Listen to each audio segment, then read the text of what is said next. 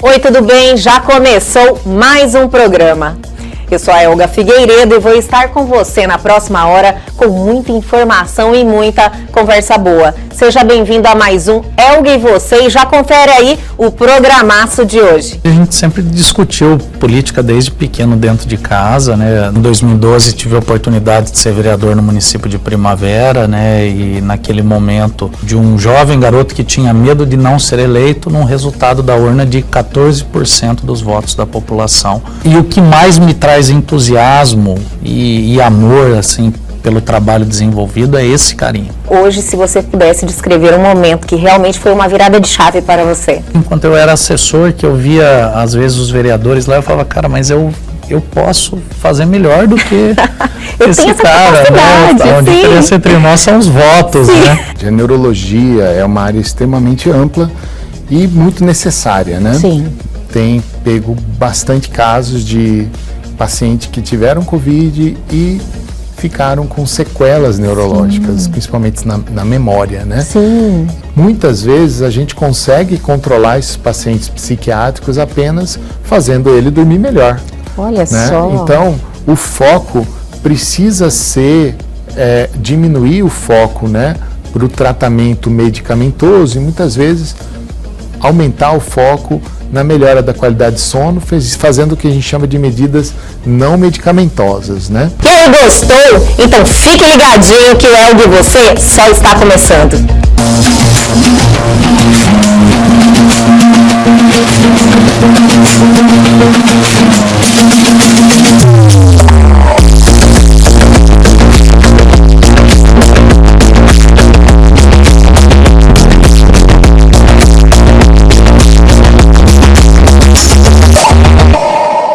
A partir de agora, aqui no nosso programa, temos um bate-papo muito especial. Estamos com um convidado ilustre, Leonardo Bortolin, nosso prefeito. Eu quero te agradecer muito por ter arrumado um tempinho nessa sua agenda, que eu sei que é uma agenda muito cheia, de muitos compromissos, mas para vir aqui bater esse papo, prestigiando o nosso programa, muito obrigada. Primeiramente, é uma alegria estar aqui no Elga e Você. Obrigada. Cumprimentar todos que nos assistem, é uma alegria a gente poder estar aqui nesse bate-papo contigo, uma amiga de tanto tempo, né? Uma alegria ver o seu sucesso e poder estar aqui compartilhando um pouquinho do seu tempo. Olha, a recíproca é verdadeira, né, gente? Na realidade, na minha percepção em relação à sua trajetória, eu só posso dizer que eu já sabia. Eu acredito que poucas pessoas que me chamaram a atenção, assim, que eu tive a oportunidade de conhecer, com tanta determinação, disciplina, vontade, alguém que sempre soube onde queria chegar. Então, assim, você me transformou de alguma forma nesse tempo que a gente conviveu. Então, é algo que eu sabia que você teria o sucesso que você tem hoje, principalmente em servir, né, Léo? Porque você sempre quis servir e você faz isso muito bem. Na verdade, a gente tem amizade há mais de 10 anos, você teve a oportunidade da gente viver muito próximos no momento que o Léo iniciava ali no primeiro mandato de vereador, né? Então, para quem está nos assistindo, eu sou do seio legislativo, né? Então, trabalhei 6 anos no legislativo. Depois, em 2012, tive a oportunidade de ser vereador no município de Primavera, né? E naquele momento, de um jovem garoto que tinha medo de não ser eleito no resultado da urna de 14% dos votos da população numa campanha de vereador. E em 2016, candidatei novamente, fui novamente o mais votado do pleito e por uma decisão do Tribunal Superior Eleitoral acabo momentaneamente assumindo a frente do município de Primavera e aí vindo a disputar uma eleição suplementar. Então, o primeiro mandato foi um mandato de 3 anos e com um dever e uma missão de mostrar para as pessoas que o Léo não era só político, mas que o Léo era um bom técnico, que entendia da máquina pública, de planejar, de fazer gestão, né? Que hoje a gente vê que a grande dificuldade de grande parte dos gestores e das equipes é exatamente isso, você planejar uma lei de orçamento, né?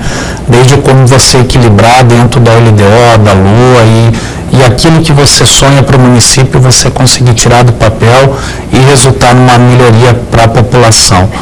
E depois, posteriormente, uma reeleição, graças a Deus, aí, com 89% de aprovação nas urnas, e hoje presidente da Associação Mato Grossense do município, sem dúvida é um cargo que muito me orgulha, que muito me honra.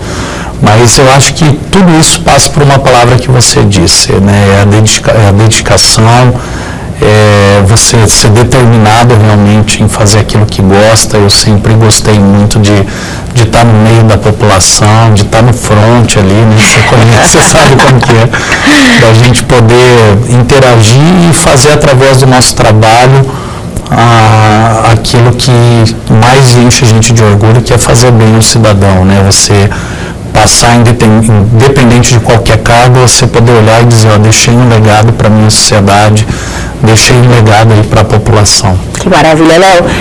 Eu sei que você sempre foi um apaixonado por política, é algo que você, acho que vivenciava, né, todos os dias, queria estar como sendo não só um candidato, mas eleito pelo povo. Você veio sendo vereador, hoje prefeito, então é algo que você já amadureceu muito sobre isso.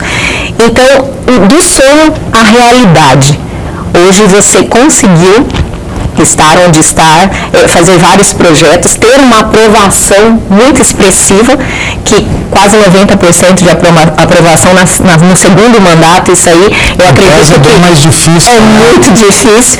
Então, hoje, para você se sente realizado? Olga, você sabe que a vida da gente, ela passa muito rápido, né? E às vezes eu me deparo, quando eu vou dormir, eu falo, nossa, mas será que em tanto pouco tempo eu já vivi tanta coisa, né? Tanta gente, tanto tempo já de mandato, né? Então, que eu tive 2 mandatos reduzidos em 1, né? Que foi o segundo mandato de vereador e o primeiro de prefeito, que ao invés de ficar 4 anos de vereador e 4 de prefeito, eu fiquei 1 ano de vereador e 3 de prefeito, né? Isso passa muito rápido, mas eu fico com o coração cheio de alegria de poder olhar para trás e dizer assim, valeu a pena, eu consegui contribuir com a minha sociedade, né? Hoje, não mais só de Primavera, mas hoje poder olhar o estado inteiro de Mato Grosso e trabalhar política pública não só focada no desenvolvimento, não só na política macro de investimento, mas olhar principalmente para as necessidades básicas da população, né? E enquanto prefeito eu consegui aquilo que eu via que podia melhorar enquanto vereador, eu consegui ter oportunidade de construir, né? Eu consegui olhar lá na frente e falar, não, eu quero que o aluno da Escola Municipal de Primavera aprenda a operar drone em sala de aula, e hoje é uma realidade. Eu quero levar robótica para a grade curricular pedagógica do município e conseguir levar, né? Você olhar o município e falar, nós queremos parar de falar de commodities e queremos falar de indústria da transformação, e ser um município que hoje é alavancado economicamente pelo berço industrial, né? Então, eu acredito que isso é o que mais satisfaz a gente enquanto homem público, você poder passar e falar, consegui essa realização. É claro que é uma somatória de esforços conjuntos, né? Ninguém faz nada sozinho, com né? certeza. Então, sempre tive a oportunidade de ter bons e preparados vice-prefeitos, de ter a Câmara muito parceira e todas as entidades, né? Em Primavera, a gente conseguiu construir esse clima de harmonia, né? Junto com as associações comerciais, sindicato rural, com a Câmara Municipal, porque a gente entende que só quando você tem essa harmonia, realmente você consegue ter força para poder alcançar e vencer os obstáculos que são diários na administração pública. Com certeza, Léo, você é um prefeito, um político muito amado. Eu acredito que é privilégio de poucos isso, mas na sua região a população te ama muito e tem um respeito muito grande. Você conquistou, foi uma conquista sua, lógico, e você atribuiria isso a quê? Helga, eu primeiro dizer assim que eu tenho me emocionado em todo evento público que eu vou com muita gente, porque agora a gente olha, né, e quando está no início do mandato você fala, nossa, eu ainda tenho 4 anos, né? E agora eu começo, falta 350 e poucos dias, falta 300 e tantos, então estou na contagem regressiva.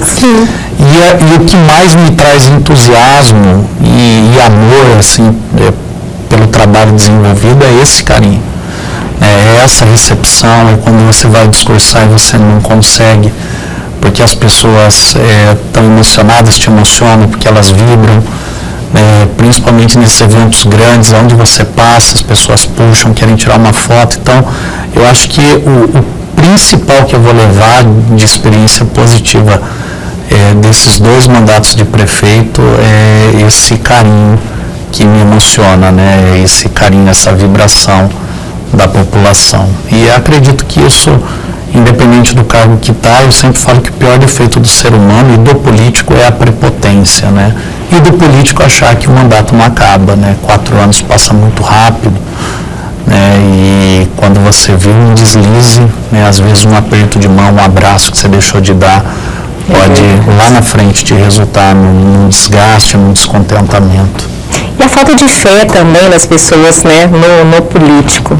Eu acredito que você foi uma certeza que as pessoas, aliás, a aposta que fizeram se concretizou, né? Eu acho que você veio galgando essa confiança das pessoas e não decepcionou.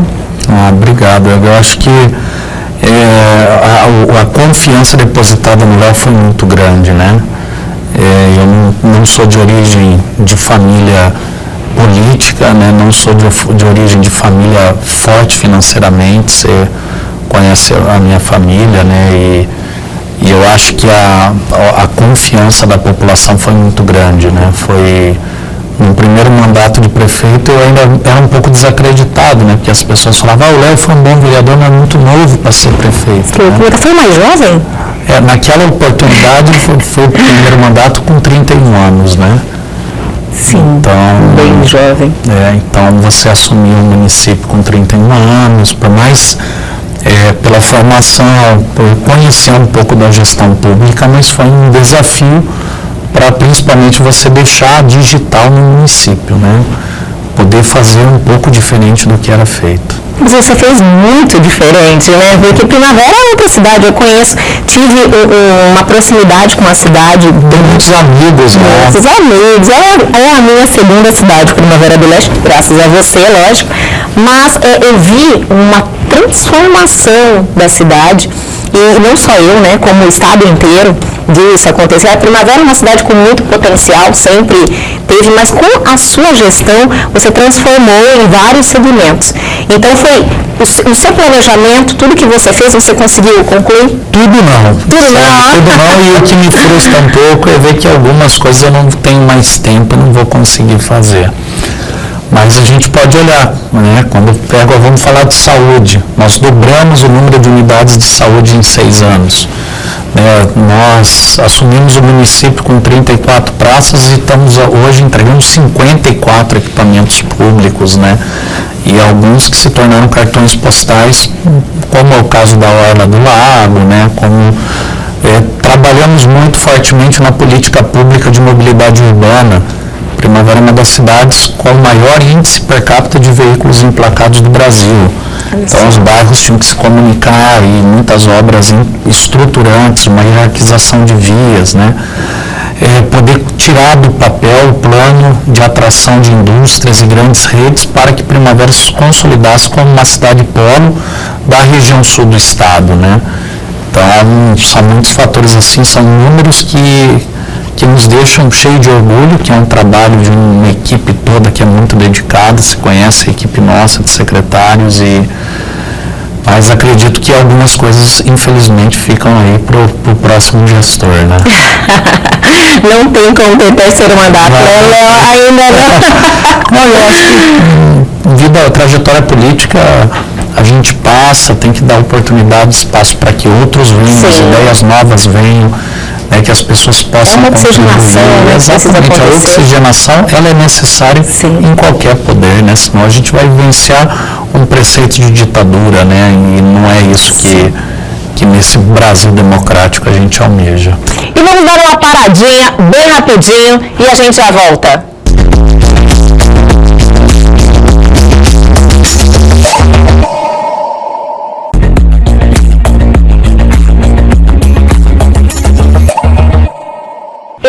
de volta para o último bloco desse bate-papo espetacular com o prefeito Leonardo Bortolin. E esse momento, como que você está como presidente da Associação Mato Grossense dos Municípios, qual é a oportunidade que você tem hoje frente ao nosso estado como um todo? Olga, primeiro assim, em que pese Mato Grosso ter sido um estado que recuperou a credibilidade administrativa através do atual governo, mas ele é um estado demarcado por muita desigualdade entre os municípios, e essa é uma fala que eu tenho feito diariamente. E é uma fala que casa exatamente com a visão hoje do presidente do Tribunal de Contas, de diversas entidades aí.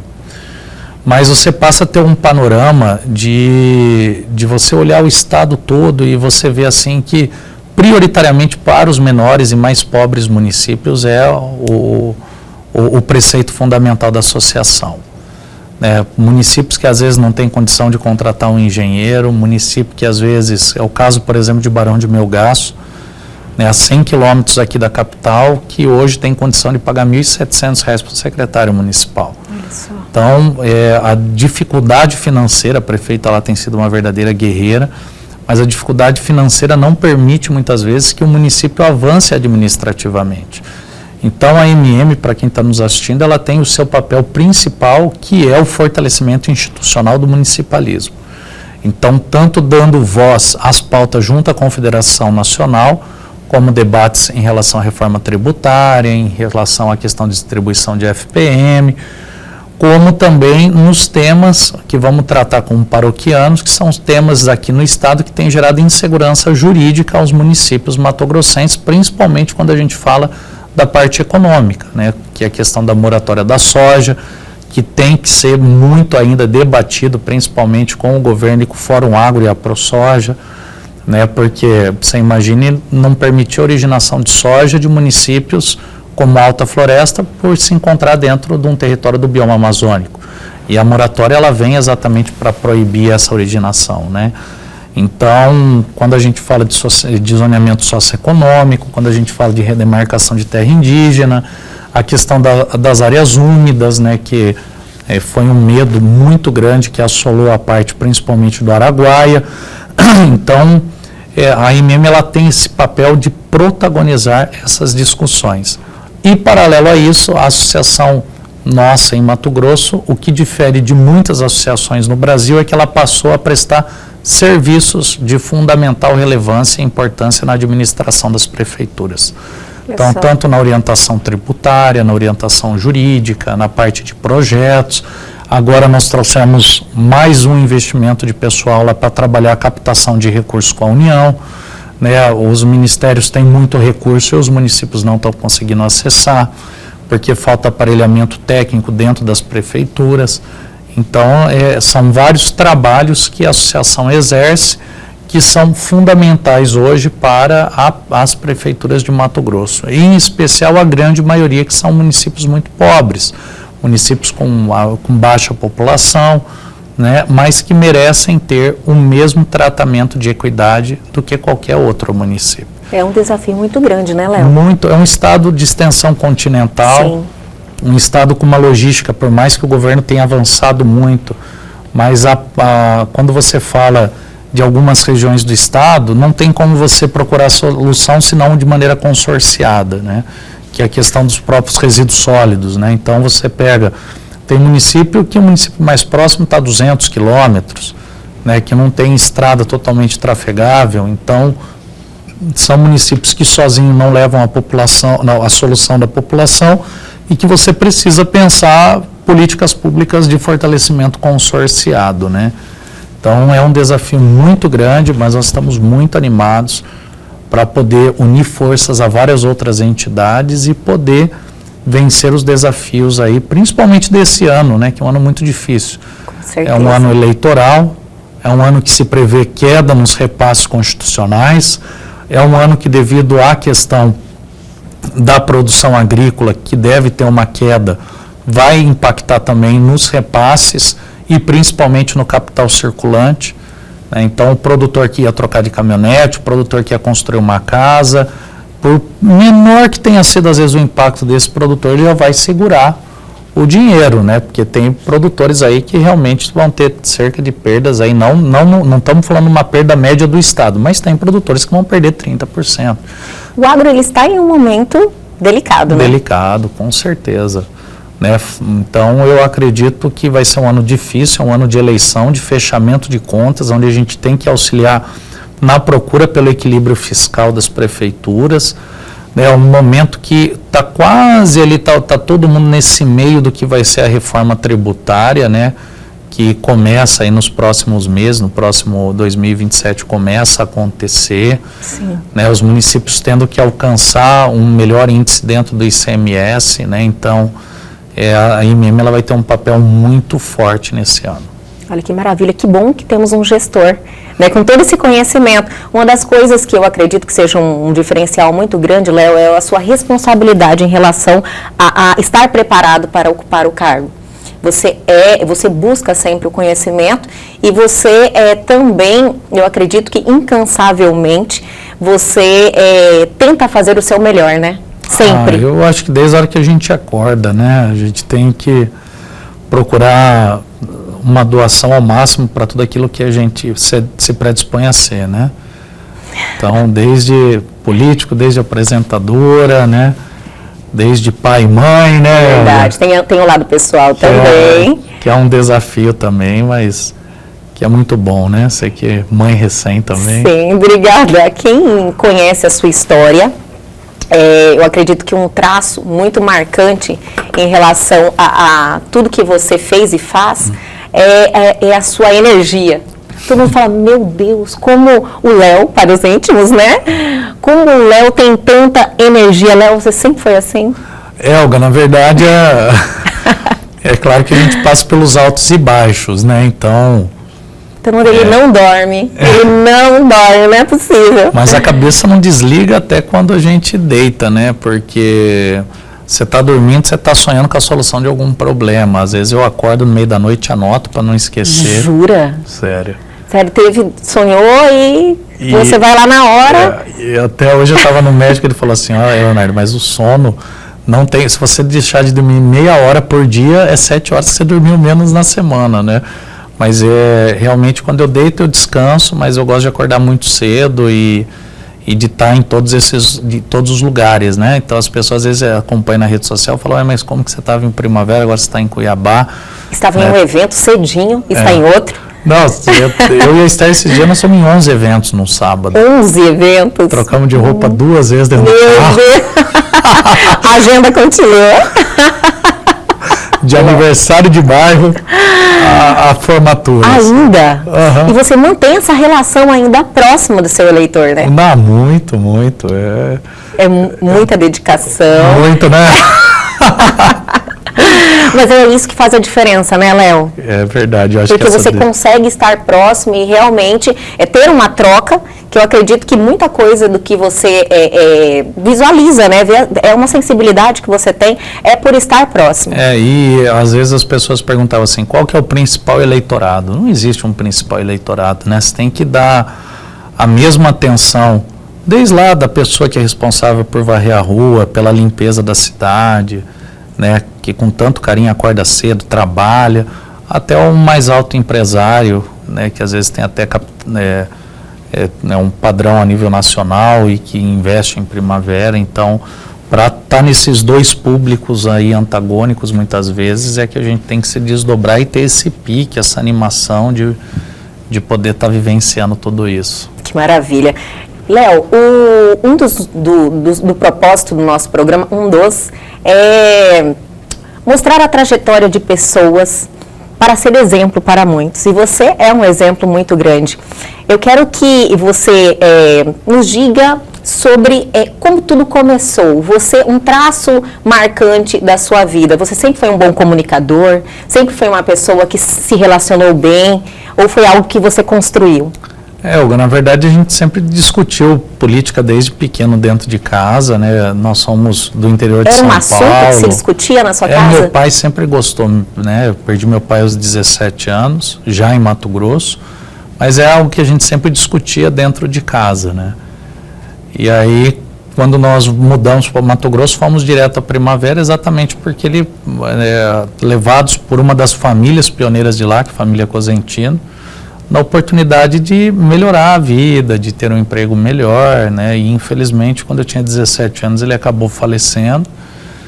E ali era eu, minha mãe e minha irmã, né, a princípio, né? Depois veio meu sobrinho que você conhece e para nós foi um momento muito difícil, né? Então tem passagens que marcam o início da luta da gente, né? Então, uma vez que minha mãe chegou em casa chorando que ela queria comprar um frango assado e a gente não tinha condição de comprar, né? E outra passagem no interior de São Paulo, quando a gente foi levar o corpo do meu pai para lá e um tio meu falou, não, vocês têm que vir embora. Eu falei, não, mas eu quero ser advogado, quero fazer direito. Ele falou assim, não, mas você nunca vai dar conta de ser um advogado, né? Você nunca vai dar conta de... E aquilo me doeu tanto, que daí quando eu cheguei em Mato Grosso de volta, eu, minha mãe e minha irmã, só nós três ali, eu falei, cara, e agora, né? Será que eu nunca vou conseguir fazer uma faculdade de Direito, né?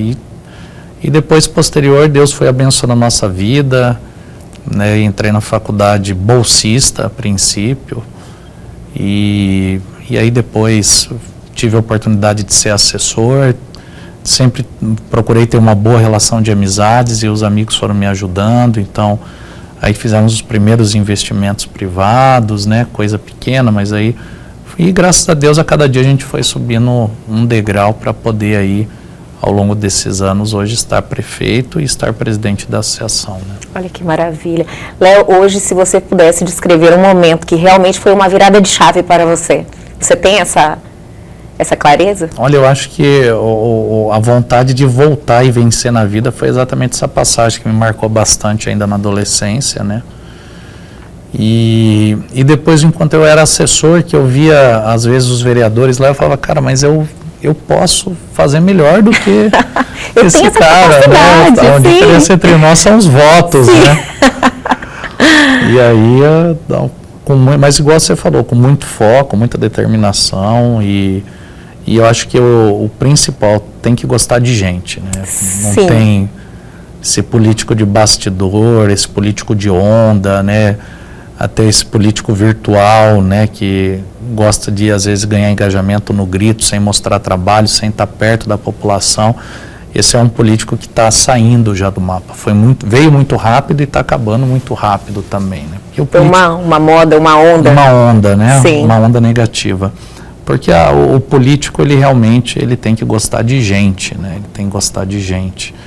Tem que estar no meio do povo, né? E acredito que esse é o grande diferencial. Com certeza, Léo. Você é muito jovem ainda e com uma carreira já que vem se consolidando, mas eu tenho certeza que os projetos são muitos. Quais são? Existe algo que você pudesse nos adiantar daqui para frente? Olga, na verdade hoje não tem ainda esse desenho, né? Claro que hoje eu tenho duas preocupações.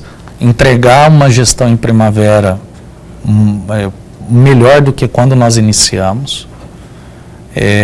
Temos um compromisso lá de dar continuidade com todo esse planejamento, esse projeto, então a gente apoia o vice-prefeito que hoje está ao nosso lado, né, o vice-prefeito Ademir, e me dedicar muito à MM, né? Hoje eu tenho a oportunidade de já conheci 129 cidades do estado. Nossa, 129. 144? 142 142.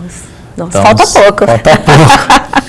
129 cidades e cada uma com a sua característica, cada uma com a sua riqueza, com a cultura do seu povo, que merece cada qual ser respeitada pela sua riqueza, pela sua natureza, né? Sua riqueza cultural, a riqueza da sua gente, a riqueza gastronômica, né? Todo município de Mato Grosso ele tem a sua peculiaridade, né? Tem a sua magnitude e eu quero poder viver isso, eu quero estar próximo, quero viajar o estado, percorrer as regiões e contribuir aí principalmente com as menores prefeituras do estado.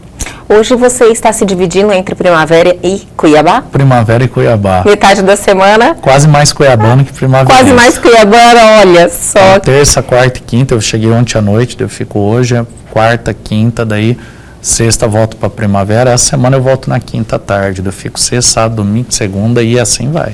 Olha que maravilha. Léo, eu quero te agradecer demais por esse bate-papo. Olha, eu sou uma grande fã, né, do seu trabalho, da sua dedicação, da sua força, de poder ter feito parte de tudo isso. Desde lá do Canela Fina, né? Desde lá do Canela Fina. Eu conheci Elga, eu trabalhava na Assembleia, eu tive uma passagem muito rápida quando eu saí de assessor, antes de ser candidato a vereador em 2012, então isso foi em 2011, mais ou menos. Sim. Elga e Marielle Brandolfi eram promotores do Canela Fina. Daí no domingo estava no Canela Fina. Olha só, e tinha tempo para isso ainda, né? Leonardo Bortolin, muito obrigada mesmo pela sua participação. Agradeço muito pela confiança, por estar aqui em nosso programa. Nem vi o horário passar. Olha, eu agradeço muito e te espero, a casa é sua, as portas estão abertas sempre. Obrigado, Elga, obrigado a todos que nos assistiram aqui por esse bate-papo muito bacana, muito descontraído, tendo a oportunidade de falar um pouquinho aí da gente para todo o Mato Grosso. Eu agradeço.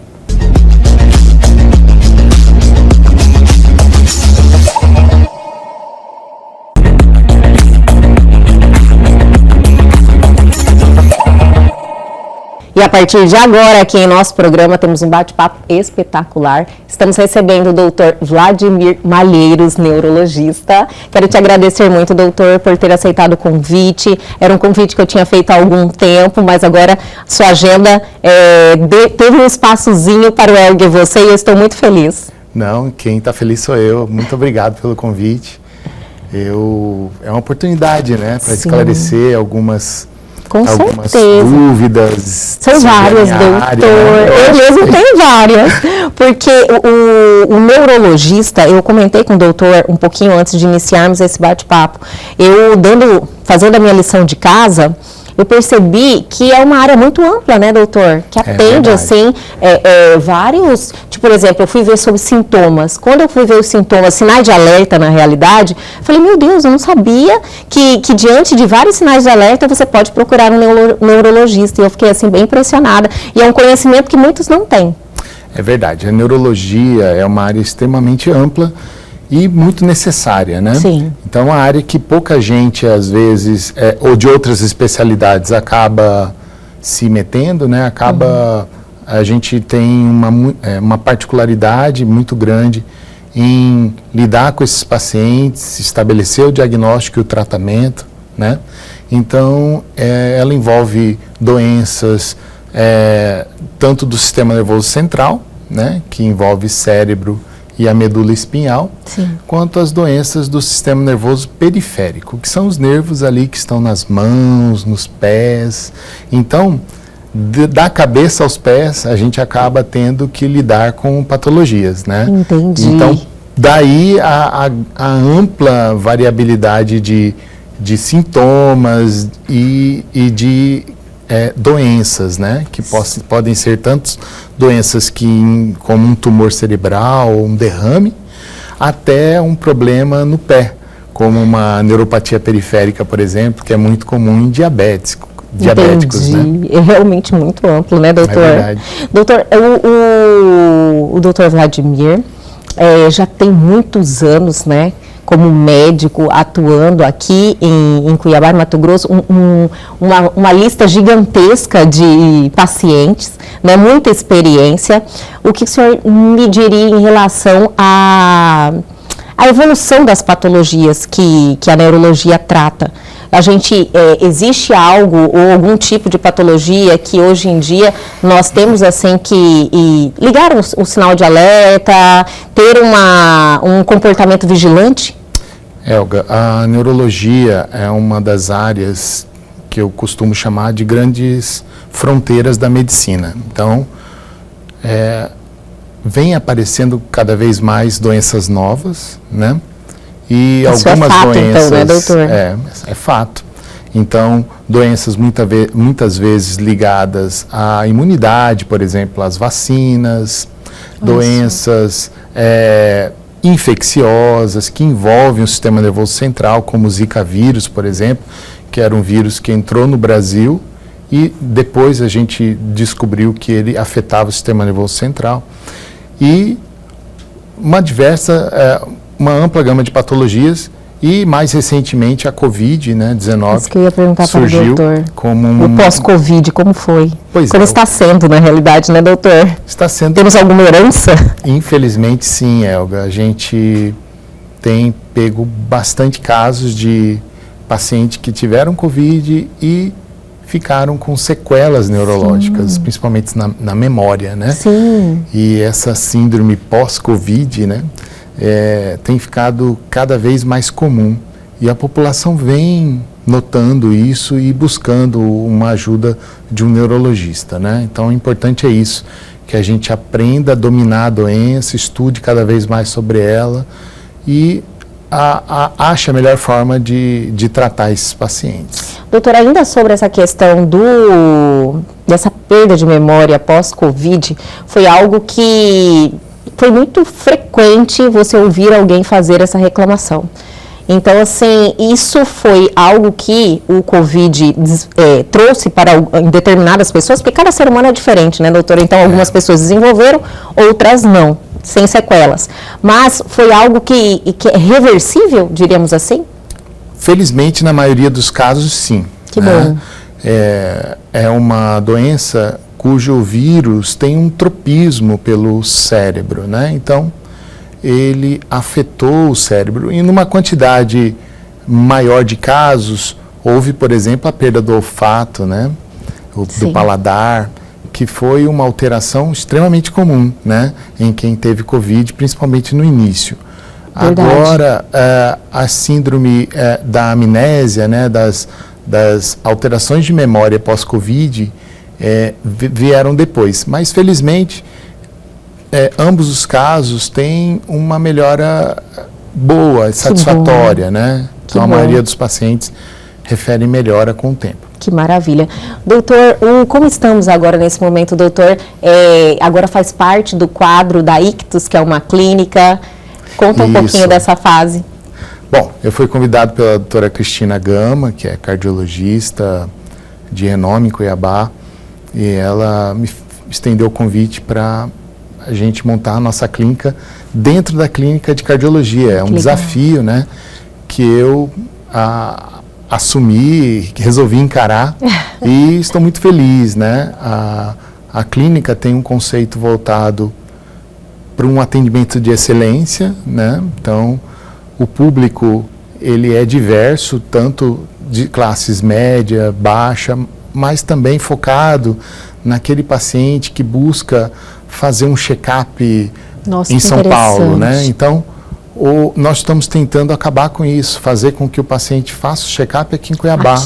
E resgate também, pegue esse paciente do interior, que vem para fazer, que não tem tempo muitas vezes, quer fazer o check-up em um dia, e esse paciente consegue lá na clínica fazer o check-up o dia inteiro e no final da tarde sair com o diagnóstico ou então que está tudo bem. Que bom, essa é a melhor parte. Doutor, essa ponte aérea, então, está chegando perto do fim, das pessoas precisarem pegar um avião e irem fazer esses check-ups fora aqui de Cuiabá? Eu acho que sim. Olha que maravilha. Eu acho que sim, e acessível, né? Então, a gente buscou procurar valores muito abaixo do que São Paulo cobra e com a mesma qualidade, né? Estamos estabelecendo um padrão de excelência, que é o que o paciente busca, né? Então, independente se ele é conveniado ou se ele é particular, ele vai ser tratado e atendido da mesma forma. E o nosso objetivo lá é com que o paciente se sinta satisfeito e realizado. Que maravilha, doutor. Eu assisti um vídeo do doutor fazendo a minha lição de casa, como eu disse, eu percebi que um dos pilares que o doutor tem como na sua profissão é a humanização, né? Hoje em dia a gente pode falar que os profissionais de medicina tiveram essa sensibilidade de entender que a humanização é algo muito importante na relação médico e paciente. É bem por aí, doutor? É por aí, sim. Eu, na minha formação, sempre prezei pelo bom atendimento ao paciente e priorizar a educação, São coisas que a gente não aprende na faculdade, Sim. são coisas que vêm de berço. E eu tive nos meus pais essa formação. E tento passar da melhor maneira para os pacientes, né? Infelizmente, eu lido com muitas patologias que não têm cura. São pacientes que vão falecer.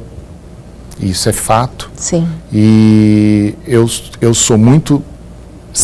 procuro ser muito sincero, mas ao mesmo tempo você tem que ter um lado muito humano, né? E isso é muito importante, fazer esse link. Sim, porque é um link difícil, né, doutor? É. Ao mesmo tempo dar a pior notícia da vida e com acolhimento, né? Isso é bem difícil. É super difícil e o paciente precisa desse acolhimento, porque ele não tem a que se apegar. Se você está diante de uma patologia que não tem cura, ele entra num desespero. E se for maltratado ou receber essa notícia de qualquer maneira, ele, além de não voltar no seu consultório, ele vai ficar perdido. Né? Verdade. Às vezes nem busca tratamento, né, para uma qualidade de vida. Recorre ao que a gente chama de medicina do desespero, né? Que é buscar Verdade. Terapias alternativas, gasta milhões Sim. em dinheiro com terapias que não funcionam, né? E nesse mercado, né, está cheio de falsas promessas, né? Existe sorinho azul, Sim. sorinho da beleza, Sei. sorinho do rejuvenescimento e também existe esses soros ditos milagrosos, né? Que a gente busca conscientizar o paciente de que há um caminho e que ele tem que seguir esse caminho. E isso é importante, é meu objetivo, é o que eu tento fazer no consultório. Doutor, o doutor é especialista em epilepsia e também trata dos distúrbios do sono. Nós podemos falar um pouquinho sobre isso? Sim, sim. Mas podemos segurar um pouquinho, eu vou chamar o intervalo, mas é bem rapidinho, a gente já volta.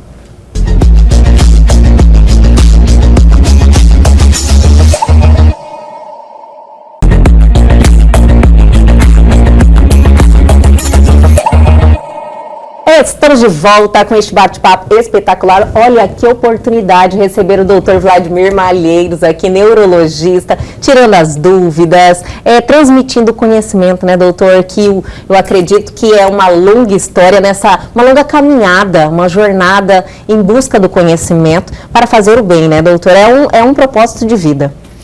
Sem dúvida. Esse ano faço 21 anos de formado, né? Sempre quis ser médico, doutor?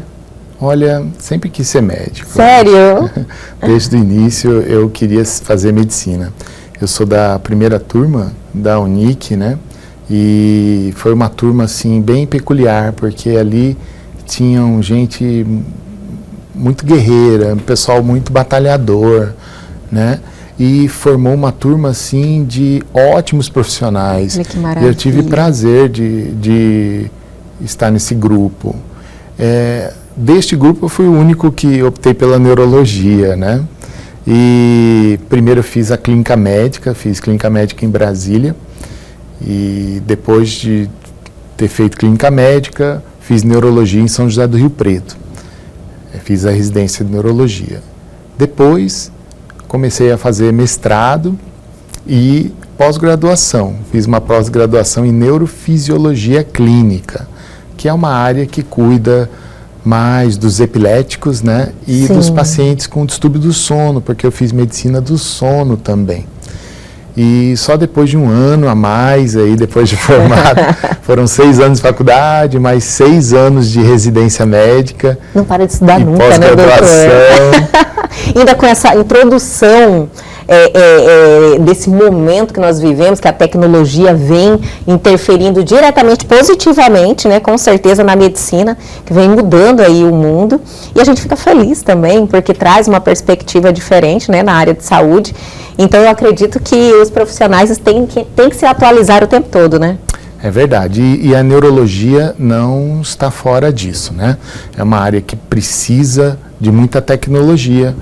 Haja vista que os exames de imagem, né, são fundamentais para um diagnóstico de doenças do sistema nervoso central, por exemplo. Então, nós precisamos de uma ressonância de qualidade, de uma tomografia de qualidade. E a cada ano surgem novos softwares, novos aparelhos, né? E isso ajuda muito a gente. A precisão, né, do diagnóstico é outra, totalmente diferente. Acredito que antes o fechamento de um diagnóstico era algo mais complicado, né? Hoje em dia. Antes, os médicos eram verdadeiros heróis, né? Eu não queria estar naquela época, porque hoje, sem uma tomografia que seja, fica muito difícil, muitas vezes, fechar um diagnóstico de certas patologias, né? E também a neurologia é considerada uma especialidade relativamente nova por isso, né? Porque antigamente não haviam diagnósticos apenas pós-mortem, né? Então o paciente era feita a necrópsia e aí via que o paciente faleceu de um tumor cerebral, porque nem raio-x tinha. Então, olha só, doutor. A tomografia em Cuiabá só veio a existir em 1991, 90, anos 90, né? Nossa! Então, pouco tempo. Sim. Então, antes disso, ou fazia-se um raio-x muito mal feito, com a tecnologia que é inerente a ele, né? Entendi. Mas com limitações, é o que eu queria dizer. E muitos diagnósticos passavam em branco. Olha só, gente, olha, ainda bem, né, que essa evolução veio e continua, né, a cada dia melhorando, ainda trazendo uma nova realidade e melhorando e aumentando a expectativa de vida também, né, doutor, e ajudando os profissionais que tanto buscam aí salvar vidas, né, cumprir essa missão. Hoje a população vem envelhecendo também, né? Então a expectativa de vida do brasileiro aumentou muito e com isso as patologias também vêm aumentando. Com certeza, né, doutor? Estão ligados, né? Não tem a expectativa de vida aumentando, com certeza o indivíduo vai desenvolver alguma patologia, isso é a nossa realidade. Doutor, epilepsia. Eu acho que é uma pauta que o doutor domina e que traz uma curiosidade de todos. A epilepsia, ela é uma doença que geralmente só se dá em crianças? Não, a epilepsia costuma atacar mais os extremos de idade. Então, as crianças realmente são uma parcela grande dos pacientes epiléticos, mas os idosos são a maioria. Nossa! Então, a epilepsia está mais presente nos idosos do que nas crianças. Qual que é a diferença? A diferença é que na criança a gente lida mais com patologias genéticas, alterações familiares e patologias muitas vezes que desaparecem na infância. Então, a gente acaba se atendo mais a buscar alterações de família ou alterações curáveis. Bom, quando a gente lida com crises no adulto, nós estamos lidando com crises devido a uma cicatriz, por exemplo, um acidente de carro, uma queda de altura ou uma cicatriz provocada por um derrame, por exemplo. Aí o paciente vem a desenvolver convulsões devido a essas cicatrizes. E por isso a quantidade maior de casos, né? Entendi. Então nós estamos muito mais expostos a uma lesão por cicatriz do que uma lesão genética. Isso que acontece durante a nossa vida, então, né? Aí você pode desenvolver a epilepsia. Qualquer parte da vida a gente está exposto a sofrer um acidente. Sim. Ou você tem uma doença de base, como um reumatismo, por exemplo, uma doença vascular, né, que cause derrames, né, que cause placas de colesterol. E isso vai desencadear lá no futuro, em alguns pacientes, obviamente, convulsões. E aí a gente vai precisar atuar com medicações para interromper essas crises. Geralmente nas crianças, então, é algo que existe a cura, né? Não, ela desaparece ou só mediante tratamento? Bom, depende. Assim, existem alguns casos, sim, que podem curar, mas existem os casos graves, né? Aquelas crianças que perduram nascem a vida toda? Com erros, né? Genéticos, paralisias cerebrais, né? E aí vão desenvolver sequelas para o resto da vida, muitas vezes sequelas graves, entre elas convulsões, né? Sim. Então, aquelas crianças acamadas, cadeirantes, que têm uma alta dependência dos cuidadores, né? Também são patologias, né, que além de sequelas físicas, também podem causar sequelas neurológicas como epilepsia. Doutor, e sobre o sono, que é algo tão importante na nossa vida, né? E que a falta dele realmente traz aí um prejuízo muito grande para você desenvolver todas as atividades, né, do seu dia. A gente precisa dormir, mas é algo que atinge muita gente também, o problema com o sono. Isso eu acredito que no seu consultório o doutor deva receber muitos pacientes que têm esse problema. E como é que estamos nesse segmento? Bom, a medicina do sono também é uma área da neurologia considerada nova, né? Então, partindo do princípio que nós passamos a maior parte da vida dormindo, a gente acabou estudando muito o sono nos últimos anos. Quem puxou mais essa bandeira do tratamento do sono foram os cardiologistas, porque descobriu-se que pacientes que tinham apneia do sono ou roncos e demasia com apneia causam uma maior chance de infarto, derrames cerebrais, reduz a expectativa de vida em 10 anos. Nossa! Então, passou-se a dar mais importância, porque entrou nos protocolos de prevenção de pacientes hipertensos, diabéticos e obesos, né? Então, quem puxou mais essa bandeira foram os cardiologistas. Bom, e no sono, a gente estuda uma diversa gama de doenças, mas as principais são os distúrbios gerados pela apneia do sono e do ronco, né? Ou seja, síndromes que levam a obstrução parcial da respiração. O que é a apneia? A apneia é o paciente ficar sem respirar por mais de 10 segundos durante o sono. Todos nós temos apneia numa quantidade que pode chegar até 5 eventos por hora. Até 5 é considerado normal. Então pense naquele suspiro que a gente dá de vez em quando. Depois do suspiro, normalmente vem uma fase de apneia, onde você fica sem respirar. Então isso é normal e é aceitável.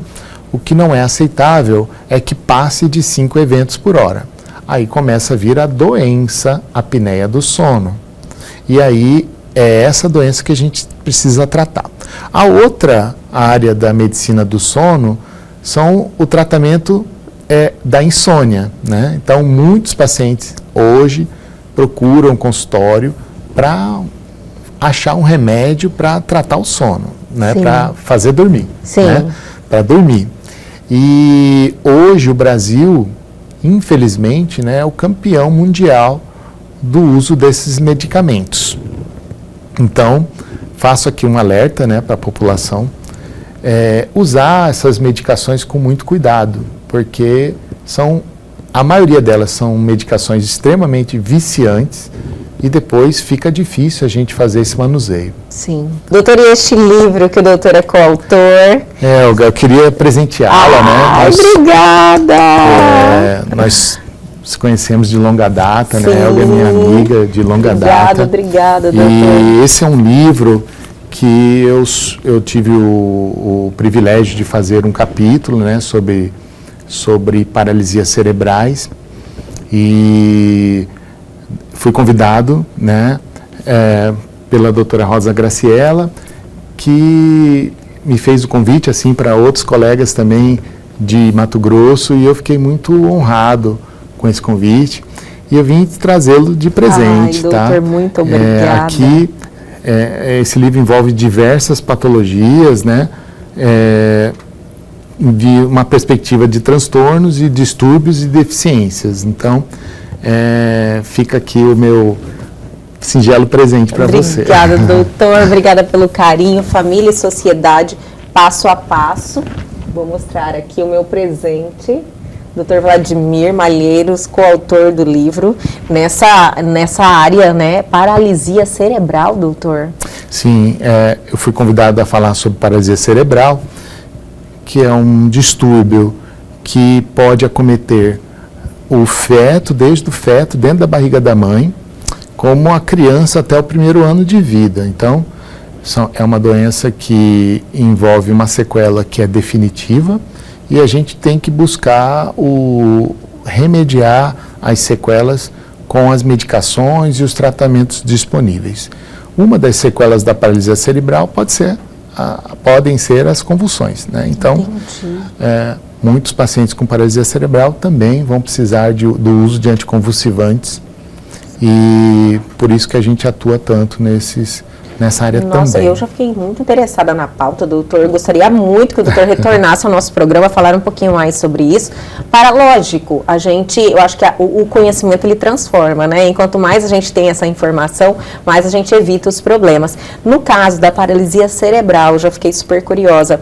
Existe alguma característica genética?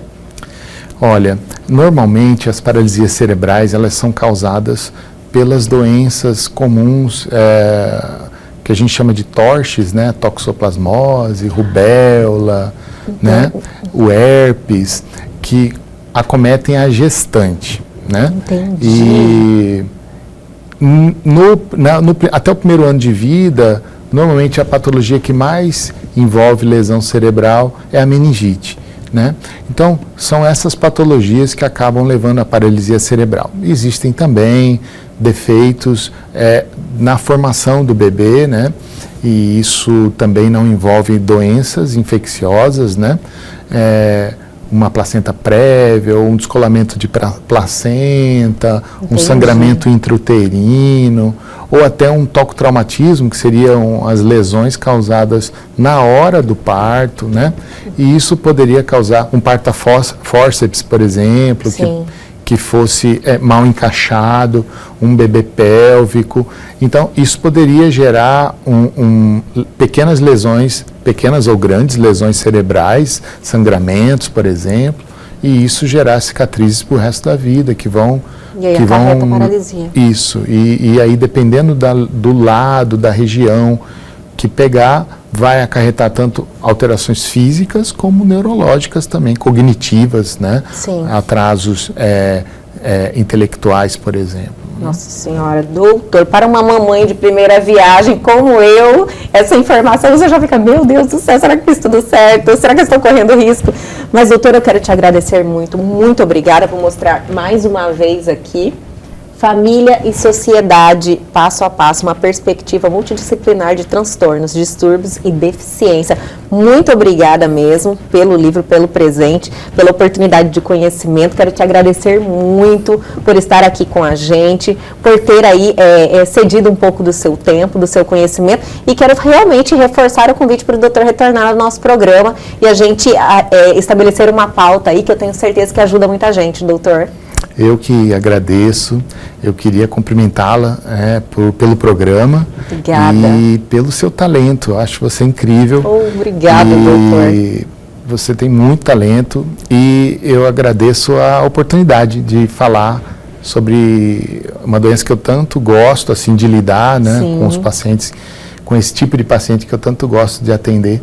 E fico feliz de poder ter passado um pouquinho da neurologia aqui para vocês. Nossa, a felicidade é nossa, doutor, porque, olha, ter um profissional com seu conhecimento, com a sua experiência, com seu comprometimento, com a sua humanidade aqui em nosso programa, passando aí as informações adquiridas com tanto esforço. Então é uma honra poder ter um profissional, porque hoje informação de qualidade é algo que a gente realmente tem que prezar muito.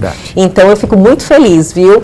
Agradeço mais uma vez e aguardo o senhor novamente aqui.